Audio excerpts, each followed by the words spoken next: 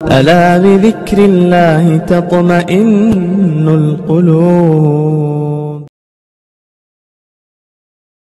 جس زمانے میں اقبال نے کہا تھا کہ الحاد کا خوف ہے، شرک و بدعات کا خوف ہے، بچیوں کو سنبھالنے کی ضرورت ہے، اس زمانے میں جب ملک تقسیم ہوا، پاکستان اور ہندوستان بنا، تو مسلمانوں کو بہت زیادہ قربانیاں دینا۔ آپ تاریخ جانتے ہوں گے، ہسٹری آپ نے پڑھی ہوگی، ملک میں آبادی کو ایک دوسری جگہ جو ٹرانسفر کیا گیا، اس سے سب سے زیادہ نقصان مسلمانوں کو پہنچا۔ صرف پنجاب کے ایک شہر میں، پورا پنجاب نہیں، پاکستان کا پنجاب نہیں، صرف ہندوستان کا موجودہ پنجاب، راجستھان بھی نہیں، کشمیر بھی نہیں، اور یوپی، بنگال، بہار اور آسام بھی نہیں، حیدرآباد بھی نہیں، صرف پنجاب کا ایک شہر امرتسر کئی مہینوں تک منہ سے مسلم بچیوں کی لاشیں نکالتے رہے۔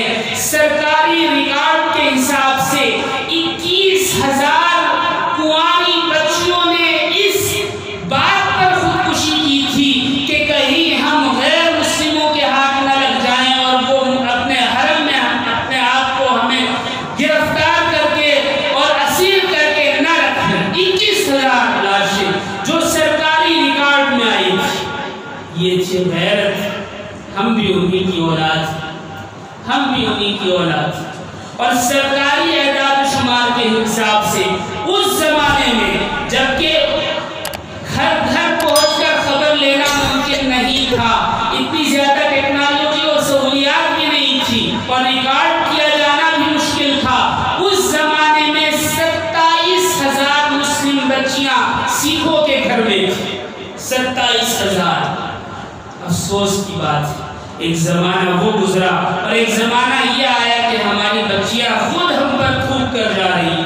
نبی کریم علیہ السلام کی ایک روایت مسند احمد میں ہے، حضرت معاذ رضی اللہ تعالیٰ عنہ کو آپ نے سمجھاتے ہوئے پوری امت محمدیہ کو قیامت تک کے لیے نصیحت اور وصیت فرما دی۔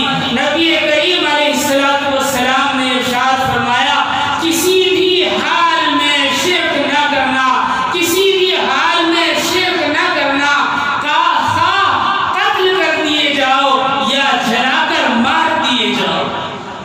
اس سے زیادہ اور کیا واضح حکم ملے گا؟ اگر آج بچیاں بہک رہی ہیں تو کس کی وجہ سے؟ کون ذمہ دار ہے؟ بھائی ذمہ دار ہے، باپ ذمہ دار ہے، بیٹا ذمہ دار ہے، کون ذمہ دار ہے؟ کس پر روئیں، کس کو کہیں؟ اگر بچیوں میں غیرت ہو، ہمارے اندر غیرت ہو، تو یہ نوبت کبھی نہ آئے، یہ نوبت کبھی نہ آئے۔